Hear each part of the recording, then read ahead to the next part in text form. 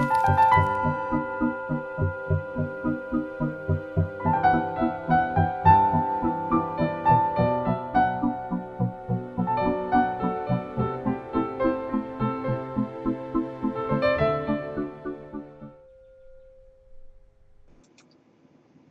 Dharma and science are beginning to converge. I could go on about the shamanic tradition, and I wish I had time to here, but I've got other fish to fry, so to speak.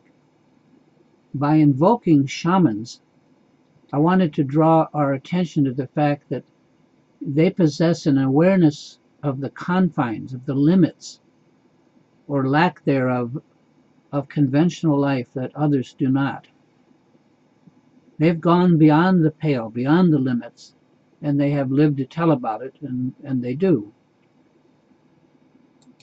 Shamans can see things that we do not, because they have seen them, and we have not, and we cannot, unless we also somehow go beyond the conventional limits of the mind and then manage to return to normal society. I'm sure that we all do this a little bit, but mostly we do not. That's the definition of conventional. As my first Dharma teacher used to repeatedly say to me, don't say nobody knows, just say I don't know. Now, why I describe the alternative view of the shaman is so that I can now begin to point out how the world can be so different depending on the development of our faculties, and how the increased clarity and awareness that comes with advanced Dharma practices like Vajrayana Vipassana, insight meditation, or Mahamudra meditation, how these practices shape the world of the practitioner differently from the normal person. We see what we are capable of seeing, each of us, and no more.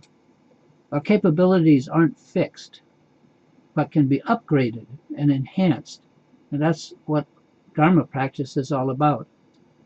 And to a remarkable degree, science and Buddhism are beginning to parallel one another. Now, in my own quest for information about what's called the Buddhist Yogacara philosophy and the Alaya Vijnana, which is called the storehouse consciousness, what carries our karmic traces from this life to the next, I've managed to plow through a great many books, dissertations, theses, articles on the topic, but most of them, or some of them anyway, are way over my head. Too academic, too technical, too many words I don't know, a lot of them Sanskrit. I don't know Sanskrit, and unfortunately I'm not comfortable with too much conceptual thought in general. It just puts me asleep. And although all these scholarly works have some merit, at heart I'm not a scholar, I'm a practitioner. But the more that I practice, the easier it is for me to read some of these more scholarly writings. I gradually have begun to know something about what they're talking about. Anyway, in this search for more information about what happens at death and what happens after life, I came across the works of William S. Waldron, W-A-L-D-R-O-N, who's professor of religion at Millbury College in Vermont. Waldron is, at least for me, a breath of fresh air. And although he too can be difficult reading, Waldron has passed my test for basic understandability, enough at least that I can recommend him to you to maybe take a look at. I'm not saying you'll have to, it's going to be easy. You're going to have to work a bit, because I had to. And I can say that the effort's worthwhile. And I'm going to list here a paper in the notes to this audio, by Waldron that I found very enlightening. In it, he offers all his major work as free downloads. So he's a man after my own heart. I try to do the same. I try to make Dharma available at no cost to anyone. And a link to one of his works is given at the end of the article, as I mentioned. And before you try to read that work, I suggest that you first continue with this brief introduction here to see if it all makes sense to you. First, I'd like to give a little once-over concerning what's called the Buddhist term dependent arising. It's also sometimes called interdependent arising, or simply dependent origination. It's from a Buddhist work called, and I probably can't pronounce this right, Majjhima Nikaya, translated something like the middle-length discourses of the Buddha. And the Buddhist concept of dependent arising, things that arise dependently or interdependently, is presented this way. And here I'll give a brief quote of the Buddhist teachings from this discourse. When this is, that comes to be. With the arising of this, that arises. When this is not, that does not come to be. And with the cessation of this, that ceases. Apart from conditions, there is no arising of what we call cognitive awareness. End quote. What we habitually associate with a subject that acts, like ourselves, is seen in this view as a product of dependent arising. Simply the coming together, the interaction of the sense organ, like the eye, and an object. An object that has enough difference to impinge on the sense organ of the eye to cause awareness to arise, for us to become aware of it, provided that we have enough basic attention or awareness to even notice. In other words, what we call awareness is a process that takes place. It arises, rather than an entity that acts. We don't see the apple as much as an apple seeing arises and takes place. It's in a way, it's the old duality, non-duality question. In other words, awareness is not subjective as we habitually think, as in, I see the apple, but rather awareness is a product of the interaction between a sense organ like the eye and the surrounding world. We tend to objectify by habit, habitually, not by necessity. And it's our habitual assumption that we being the subject, see the apple, which is the object, when in fact they are what is called codependent. It just happens when certain conditions come together that the apple is seen. Now, I'll give a quote from a theoretical neuroscientist by the name of Christine A. Scarda from a work called The Perceptual Form of Life. And she says, and I quote,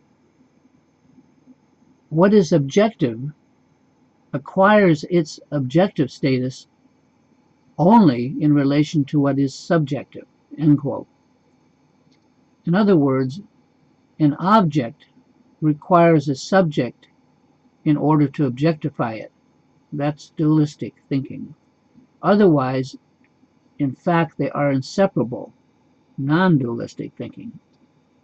This is why awareness is said to take place at, and I quote, the interface of the self and the world, where the two meet. We know by now that the borderlines where things come together and meet are where things differentiate and get interesting, because that's where we can see a difference. The coevolution and the circular causality of awareness is tempered by the recursivity, or what's called relative truth. In other words, it feeds on and reinforces itself. Our habitual preoccupation with the self, attachment, guarantees a long life to look forward to in samsara, because we're going in circles, it's recursive. We're reinforcing ourselves in our attachments. The I, as anthropologist and polymath Gregory Bateson has pointed out, traces outlines.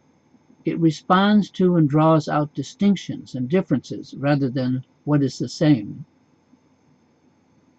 Waldron points out that to be seen by our eye, an object in the world has to have enough difference to stand out, to be distinct. Thus, a patch of snow in a snowstorm, figuratively speaking, would be invisible. To be visible, objects have to have edges and outlines. And science tells us that the eye traces outlines by default, habitually, automatically. But there's more. Regardless of how distinct an object may be, and this is my point, if our faculty of seeing is not sensitive enough and is beneath the threshold of the particular difference in the object, it remains to us invisible. For example, we can't see an infrared or an ultraviolet light, but some critters can see and do. As Gregory Bateson wrote, and I quote, "Difference being of the nature of relationship is not located in time or space. Thus our world effectively is virtual, period." And as William Waldron writes, it's not the world that determines the perceptions of an organism, but rather the perceptual capacities of the organism that determines its world, end quote. I mean, this is what this particular blog is all about.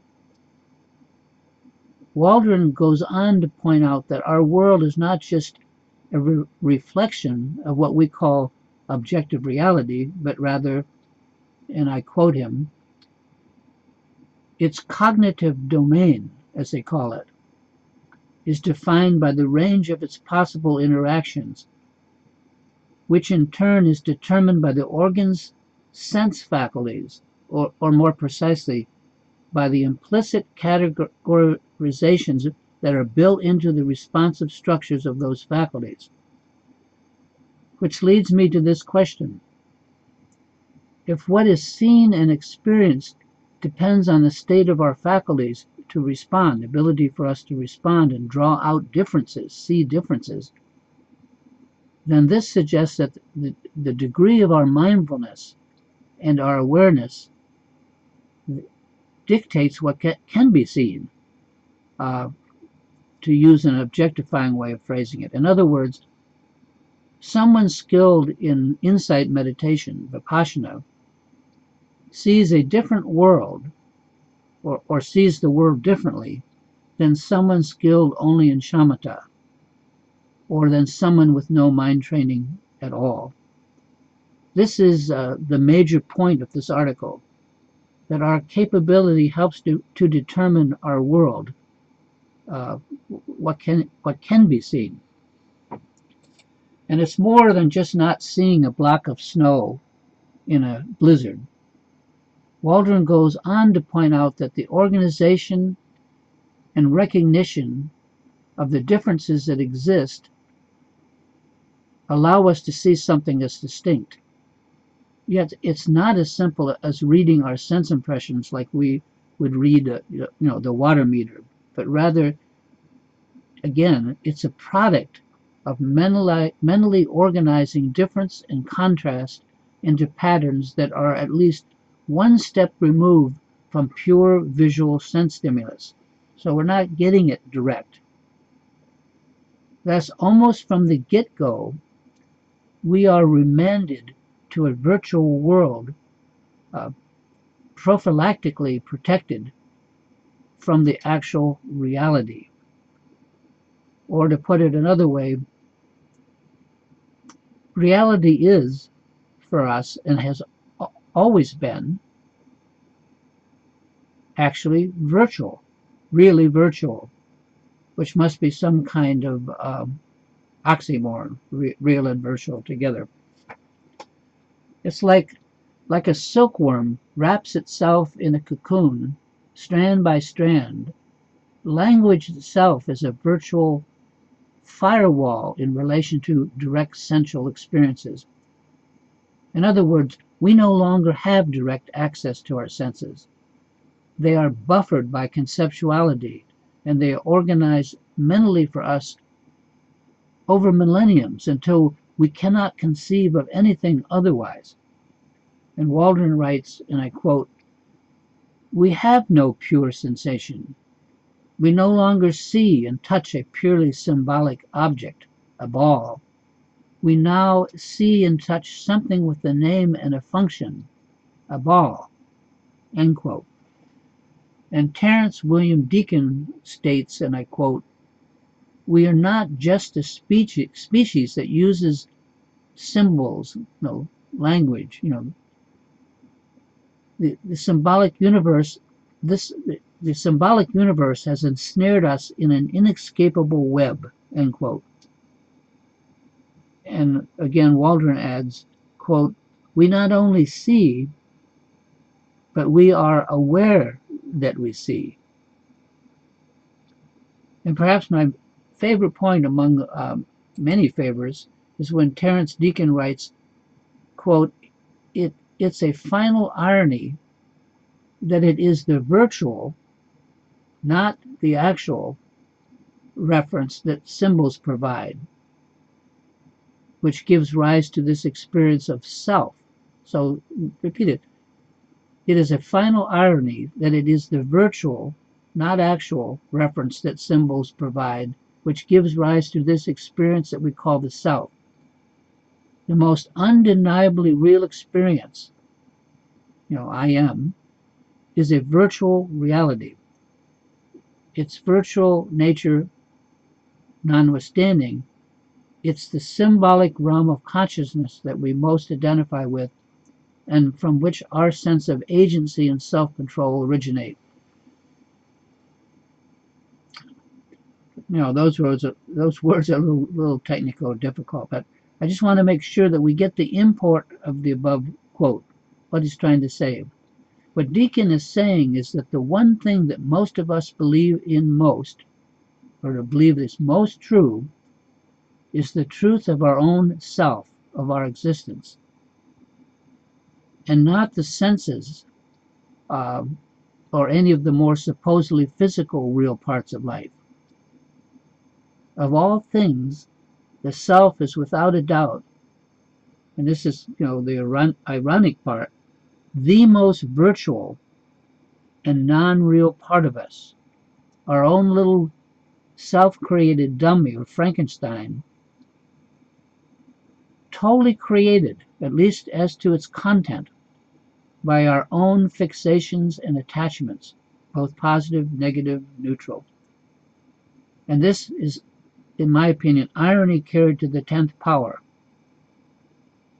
So if you take a look on the notes to this, you'll see an article by William S. Waldron called "The Co-Arising of Self and Object, World and Society, Buddhist and Scientific Approaches."